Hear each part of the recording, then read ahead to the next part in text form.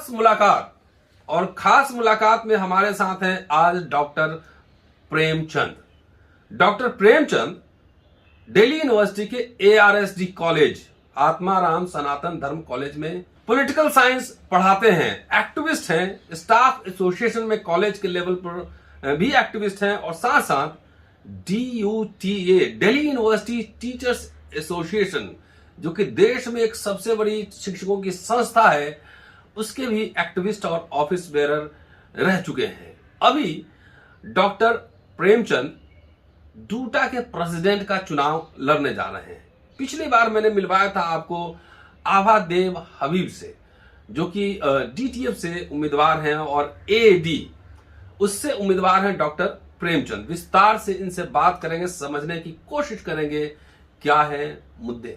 दोस्तों, रतनलाल बोल रहा हूं, काम की बात में आपका स्वागत है और पेश है अंबेडकर नामा। अब चलिए थोड़ा बैकग्राउंड बताता हूं। अभी जब BA का एडमिशन चल रहा था तो दिल्ली यूनिवर्सिटी के एक शिक्षक ने मार्क्स जिहाद की बात की थी। शिक्षकों से ऐसी अपेक्षा नहीं की जाती। दिल्ली यूनिवर्सिटी केंद्रीय विश्वविद्यालय है और यहां देश के तमाम हिस्से से बच्चे पढ़ने आते हैं, हमारे क्लास में होते हैं, और दिल्ली विश्वविद्यालय पर सबका अधिकार है। मुझे लगता है कि दिल्ली विश्वविद्यालय में जितने शिक्षक हैं उतने भारत के किसी विश्वविद्यालय में नहीं होंगे। एक्टिव शिक्षक हैं, और टीचर्स का देश भर में जो आंदोलन होता है वो डूटा उसको लीड करता है, और डूटा से ही जो भारत भर के शिक्षकों का संगठन है फेड कुटा, उसके या तो प्रेसिडेंट या सेक्रेटरी हर बार बनते हैं। तो दिल्ली यूनिवर्सिटी का यह महत्व है। बहुत शानदार यूनिवर्सिटी रहा है, भारत में जो संसाधन उपलब्ध है। मैं भी छात्र रहा हूं यहाँ पे, मैं शिक्षक रहा हूं, और इस समय 2021 में जो चुनाव हो रहा है उसको ये समझने के लिए मैंने डॉक्टर प्रेमचंद को बुलाया है कि जो शिक्षक के मुद्दे हैं दिल्ली यूनिवर्सिटी के, और त्रासदी देखिए, तकरीबन 5000 शिक्षक यहाँ पे अस्थायी हैं, तकरीबन आधा शिक्षक अस्थायी हैं। देश का सबसे बड़ा विश्वविद्यालय, देश के तमाम भाग से बच्चे यहाँ पढ़ने आते हैं, और आधा शिक्षक परमानेंट नहीं है। कई ऐसे तमाम मुद्दे हैं, न्यू एजुकेशन पॉलिसी, प्राइवेटाइजेशन है, तमाम ये शिक्षक से जुड़े मुद्दे हैं। इसके अलावा देश के जो महत्वपूर्ण मुद्दे होंगे उन पे भी डॉक्टर प्रेमचंद से चर्चा करेंगे। स्वागत है प्रेमचंद साहब आपका अंबेडकर नामा में। थैंक यू, आपका बहुत बहुत धन्यवाद सर। और अंबेडकर नामा काफ़ी विस्तृत बातें रखता है समाज के सामने, देश के सामने। मैं धन्यवाद करता हूं, मैं आपके सामने आया और आपने बुलाया। सबसे बड़ी बात यह है सर कि आज अंबेडकर नामा के माध्यम से आप सभी लोगों से रूबरू होने का मुझे अवसर मिला है। मैं इस अवसर के माध्यम से आपको ये बात कहना चाहता हूं कि डूटा अध्यक्ष का पद जो है काफ़ी महत्वपूर्ण है। हमारे टीचर्स जो ट्रेड यूनियन है उसके माध्यम से हमारे टीचर्स के मुद्दों के ऊपर काफ़ी बड़े बड़े आंदोलन होते रहे हैं और आगे होते भी रहेंगे। तो यहाँ इस पद पर जो चुनाव है, इस पद का जो महत्व है वो भारत में काफ़ी महत्व रखता है। मैं इस बात के लिए AD को भी धन्यवाद दूंगा कि मुझे अध्यक्ष पद का प्रत्याशी बनाया। मैं एक साधारण गरीब परिवार से आता हूं और मेरी शिक्षा दीक्षा जो है पब्लिक फंडेड एजुकेशन से हुई है, और पब्लिक फंडेड एजुकेशन का महत्व मैं जानता हूं। और मैं जैसा कि रतनलाल सर जी ने बताया कि मुद्दे क्या हैं, तो अभी आ रहा हूं उस पर। सबसे पहले हमारे दोस्तों को बताइए कि AD क्या है और इसका पॉलिटिकल एफिलिएशन किस पॉलिटिकल पार्टी से है। जैसे NDTF जो है वो बीजेपी से समर्थित है, DTF लार्जली लेफ्ट है, तो आप अपना पॉलिटिकल एफिलिएशन भी बताइए। हमारा पॉलिटिकल एफिलिएशन टीचर्स के साथ है, टीचर्स के मुद्दों के ऊपर है। और जो हमारा जो कई जो नीतियां हैं, जो सरकार जो नीतियां रखती है कि खासतौर से जो शिक्षा के लिए, तो हमने कई बार जो है कांग्रेस पार्टी को समर्थन दिया है, लेकिन वो शिक्षा के महत्व और शिक्षा के समर्थन में जो नीतियां थी उनको लेकर के। लेकिन जब भी कांग्रेस पार्टी ने शिक्षा विरोधी नीतियां की और लेकर के आई, तो हमारा AD सर्वप्रथम जो हमारा ऑर्गेनाइजेशन था जिसने उसका खुल करके विरोध किया। मैं आपको बता देना चाहता हूं कि हमारे संगठन के जो चेयरमैन हैं डॉक्टर आदित्य नारायण मिश्रा जी, वो 3 बार डूटा के अध्यक्ष रहे। और अर्जुन सिंह जी जो उस समय एजुकेशन मिनिस्टर थे, उस समय उनके विरुद्ध आंदोलन करके हमारे टीचर्स का जो रिटायरमेंट एज है वो 65 वर्ष की करवाई उन्होंने। हमारा जो पे बैंड है वो सशक्त करवाया, आईएएस से ज़्यादा पे बैंड हमारे को मिलता है वो करवाया।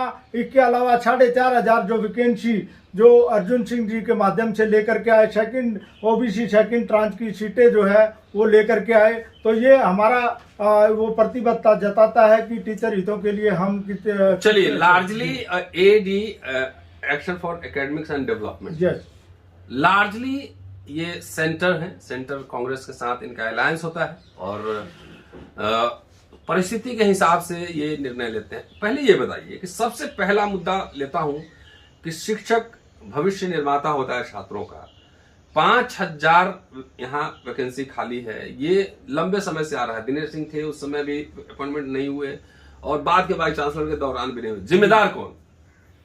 जिम्मेदार जो है मैं तो ये कहूँगा कि ये एक एडमिनिस्ट्रेटिव एंड एकेडमिक रॉबरी है और ख़ास तौर से वो तब और भी बढ़ जाती है जब समाज का सबसे निचले का तबका यहाँ पर विश्वविद्यालयों में काफ़ी मेहनत करके शिक्षण के उसमें आता है और बच्चों को पढ़ाने के लिए आता है और वो डोकिज्म का शिकार हो जाता है। तो ये एक जो है एडमिनिस्ट्रेटिव एंड एकेडमिक रॉबरी है जो जल्दी से, जितनी जल्दी से इसके ऊपर अंकुश लगाया जाए वो हम चाहते हैं। दूसरा जो हमारा जो अब्जॉर्प्शन का डिमांड है, जो प्रमुख डिमांड है, उसके लिए हम ये चाहते हैं कि इस विश्वविद्यालय में 56% जो है SC ST OBC EWS के एक्सक्लूड करके हमारे शिक्षक जो है तदर्थ पढ़ा रहे हैं। तो ये उनके साथ सामाजिक अन्याय भी है। तो मैं ये इस बात को सर्वप्रमुख ढंग से रखना चाहता हूँ कि विश्वविद्यालय में जो हमारी प्रथम पीढ़ी चाहे किसी भी समाज की हो, वो आज जो है विश्वविद्यालय में पढ़ाने आई है। तो जाहिर सी बात है उनके सामने अवसर बहुत रहे होंगे, लेकिन आज वो तदर्थवाद के शिकार रह गए हैं। तो वो किस मानसिक यंत्रणा से गुजर रहे हैं। मैं खुद एडोक शिक्षक रहा हूं और मैं उस दौर से भी गुजरा हूं और कई चीज़ें हम ये देखते हैं कि वो अपनी उम्र को भी पार कर जाते हैं और किस तरह से जो हमारी महिला शिक्षिकाओं को मैटरनिटी लीव तक नहीं मिल पाती है और उनके सामने जो है भविष्य की काफ़ी बड़ी चुनौतियाँ हैं। मैं आपको बताना चाहता हूं, अभी हम सेकंड वेव से गुजरे हैं जो कोरोना की है, वो सर्वाधिक मार जो हमारे शिक्षकों पर पड़ी है। हमारे दिल्ली विश्वविद्यालय के कई शिक्षक जो है कोरोना की मार झेलते हुए जो है या हमारे बीच से चले गए। ये कितनी त्रासदी है। उनके बच्चे आज दर दर भटक रहे हैं, उनके लिए न पेंशन है न जो है उनके लिए तदर्थ शिक्षकों के साथ तो और भी ज़्यादा बुरे हालात हैं। वो पढ़ लिख करके मैं आता हूँ थोड़ा थ्योरेटिकल, हमारे दोस्तों को भी समझाइए कि आपने एक शब्द यूज किया ऑब्जर्वेशन और एक है रेगुलराइजेशन, दो शब्द है। दोस्तों आपको याद होगा 5 मार्च 2019 को रोस्टर के मुद्दे पर जब सुप्रीम कोर्ट ने 200 पॉइंट रोस्टर को खारिज कर दिया था, संविधान बचाओ संघर्ष समिति की ओर से हम लोगों ने भारत बंद का ऐलान किया था और अल्टीमेटली पार्लियामेंट से अध्यादेश लाकर उसको 13 पॉइंट रोस्टर को खत्म किया गया। सवाल था आरक्षण का। उसके बाद 10% अपर कास्ट आरक्षण भी आ गया, SC ST OBC EWS तमाम आरक्षण है, PH भी है। तो सवाल ये है कि जब आप कह रहे हैं कि जहां जो पढ़ा रहे हैं उसको एब्जॉर्ब कर लिया जाए, यही कह रहे हैं ना मोटा मोटी, तो रोस्टर में कैसे एक फिट बैठेगा? जहां पे अगर मान लिया कि कोई EWS की जगह कोई और पढ़ा रहा है या SC की जगह कोई और पढ़ा था, बगैर रोस्टर को फॉलो किए हुए सबको एब्जॉर्ब कर लिया जाएगा, क्या निकलेगा इसमें? कैसे रास्ता निकलेगा? देखिए अब्जॉर्प्शन का जो आज जो शिक्षक पढ़ा रहे हैं वो 200 पॉइंट रोस्टर पर पढ़ा रहे हैं। और रही बात जो EWS के आरक्षण की, उसके लिए हमारा डूटा का भी डेलीगेशन मिला था और अमित खरे जी जो उन्होंने साफ साफ बोला था कि हम आपकी जो EWS की सीटें हैं वो हम 1 महीने में जारी कर देंगे। और आज 2 साल होने को आ रहे हैं, एक भी सीट अगर दिल्ली विश्वविद्यालय को दी या दिल्ली विश्वविद्यालय प्रशासन ने इस बात के लिए पहल की कि वो EWS की सीटें लेकर के आए। दूसरा मैं ये बताना चाहता हूं कि पहले ये कोशिश की गई थी कि EWS का आरक्षण SC ST OBC में भी उसमें से ले लिया जाए लेकिन जो हमारे यहाँ पर कुछ शिक्षकों ने इसका विरोध किया और वो जनरल कैटेगरी के शिक्षकों से ईडब्ल्यूएस का आरक्षण ले रहे हैं, जो कि वो भी गलत है, क्योंकि ईडब्ल्यूएस का आरक्षण जो है अलग से 10% दिया। और मैं ये कहूँगा आपको कि आप इस बात को कैलकुलेट कीजिए कि जब ओबीसी का जो आरक्षण आया था तो उसके लिए जो सीटें दी गई दो थी ट्रेंच में, जी, उसके लिए अलग फंड की व्यवस्था की गई थी यूपीए की सरकार के एकदम, समय। एकदम। लेकिन ईडब्ल्यूएस के आरक्षण में न तो अलग से फंड दिया गया और न ही अलग से सीटें दी गई। और हमारे जो स्टूडेंट्स का जो हर साल जो स्टूडेंट की सीटें बढ़ रही हैं उसके ऊपर जो है आज हमारे सामने ये विकट परिस्थितियां आ गई हैं विश्वविद्यालय के सामने, और विश्वविद्यालय भी इस बारे में बिल्कुल मौन है, कुछ नहीं बोल रहा। और हमारे शिक्षक प्रतिनिधि हैं वो भी बिल्कुल जो है इस बारे में कुछ बोल नहीं रहे हैं, हमारी लीडरशिप कुछ नहीं बोल रही है, और जो सरकारी दल है वो तो झुंझुना बजा ही रहे हैं सरकार का। देखिए, ये सवाल अम्बेडकरनामा पे क्यों उठाया जा रहा है? शिक्षा का मसला सिर्फ एक विश्वविद्यालय का मसला नहीं है। आपके बच्चे भी दिल्ली विश्वविद्यालय पढ़ने आते होंगे, इसलिए इसका कैरेक्टर बहुत नेशनल है। यहाँ जो होता है उसका इम्प्लीकेशन भारत के हर जगह पड़ सकता है। एक महत्वपूर्ण सवाल और आपसे लूंगा, न्यू एजुकेशन पॉलिसी और प्राइवेटाइजेशन का मसला है। आप जानते हैं, आपने तो पढ़ा है न्यू एजुकेशन पॉलिसी, बिल्कुल, और सरकार धीरे धीरे फंडिंग भी खींच रही है जी। तो इस इशू को डूटा के लेके, ये न्यू एजुकेशन पॉलिसी लेकर रहा हूं और प्राइवेटाइजेशन, क्योंकि ये सिर्फ दिल्ली यूनिवर्सिटी का मसला नहीं है, ये नेशनल लेवल का इशू है। इस पर आपका क्या स्टैंड है? क्या ये मुद्दा डूटा में ये लड़ा जा रहा है, डूटा में ये एजेंडा बन रहा है, टीचर्स इसको एजेंडा बना रहे हैं कि क्या कर रहे हैं, ये बताइए। देखिए, मैं इस बात को ये कहना चाहता हूँ, एनईपी जो आया है वो एक तरह से प्राइवेटाइजेशन का डॉक्यूमेंट है, और वो डॉक्यूमेंट जिसको कुछ हमारे सरकारी दल के प्रतिनिधि तो स्वागत कर रहे हैं, जो कि एक तरह से निंदनीय है। ये बात पहली बात मैं कहना चाहता हूँ। दूसरी बात, एनईपी के माध्यम से 2-3 तरह की चीज़ें आप देख सकते हैं। नंबर 1, जो प्राइवेटाइजेशन किस तरह से है, बोर्ड ऑफ गवर्नर जिसके माध्यम से आपकी एकेडमिक काउंसिल, एग्जीक्यूटिव काउंसिल, आपकी स्टाफ काउंसिल सारी ध्वस्त हो जाएंगी, उसमें प्राइवेट प्लेयर्स होंगे।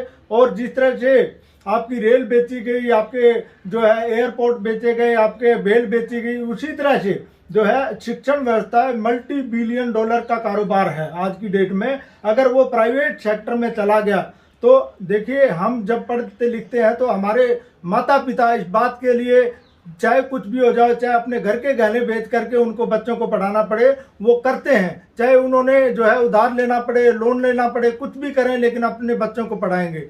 इस व्यवस्था में आज जो बीओजी होगा, फिर टेन्योर ट्रैक अपॉइंटमेंट और रोलिंग फैकल्टी, एडजंक्ट फैकल्टी, इस तरह का होगा। और इस तरह का नया कॉन्सेप्ट डिजिटलाइजेशन का लोगों पर क्या इम्पैक्ट पड़ेगा? लोगों पर तो बहुत इम्पैक्ट पड़ने जा रहा है। 40% आपका ऑनलाइन मोड पर जो सारा जो है शिक्षण व्यवस्था चला जाएगा, जिसकी वजह से वर्कलोड काफी ड्रेस्टिकली कट होगा। और वो कटने के कारण जो है हमारे जो तदर्थ शिक्षकों पर ही मार नहीं पड़ेगी, बल्कि परमानेंट शिक्षकों पर भी मार पड़ेगी। उनको जो है जबरन रिटायरमेंट कर दिया जाएगा। और बड़े लेवल पर आज जो इसमें न तो आरक्षण की व्यवस्था है, न ही जो हमारे गरीब लोग जो पढ़ करके यहाँ पर शिक्षा व्यवस्था में आगे आते हैं, उनके सामने जो है उनके भविष्य पर बहुत बड़ा प्रश्न चिन्ह लग गया है। ग्रामीण समाज, आपके जो कस्बा इलाकों से पढ़ने वाले युवक और युवतियां हैं, उनके अवसर सीमित हो जाएंगे, बिल्कुल उनके पास रोजगार नहीं रहेगा।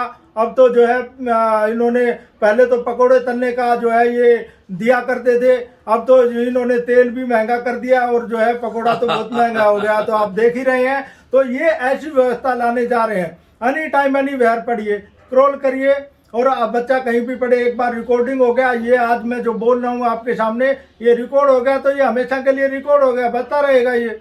तो इसको दिखाते रहिए बच्चों को, तो मरा कौन? चलिए, हायर एजुकेशन संकट में है और दिल्ली विश्वविद्यालय अभी आप जो देख रहे हैं, निजी प्लेयर्स यूनिवर्सिटी में आ चुके हैं, प्लेसमेंट सेल हर कॉलेज में आ चुके हैं, जो कि यहाँ से सरकारी पैसा से बच्चे पढ़ते हैं, प्राइवेट कंपनी में काम करते हैं।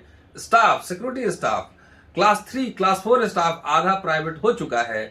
और एक बात और बता दूं कि जब इस निजीकरण के खिलाफ और करप्शन के खिलाफ हमने आवाज उठाई थी इसी कॉलेज में, तो हमें एडमिनिस्ट्रेटिव डिबार कर दिया गया था, 2 इंक्रीमेंट कट का फरमान दे दिया गया था। एक टीचर रिटायर हो चुके हैं और उनको इंक्रीमेंट काट करके उनको पेंशन दिया जा रहा है। सोच लीजिए कितना इनह्यूमन सिस्टम होने जा रहा है। तो मैं ये समझता हूं कि आपके संगठन की ओर से, क्योंकि आभा जी ने तो जो बात कही थी बहुत ही दमदार तरीके से कही कि एकदम एजेंडा न्यू एजुकेशन पॉलिसी विरोध करना है, प्राइवेटाइजेशन विरोध करना है और तमाम कोई भी रोस्टर में एक भी सीट इधर उधर ना हो, जिसका जो हक बनता है वो हक उसको मिले।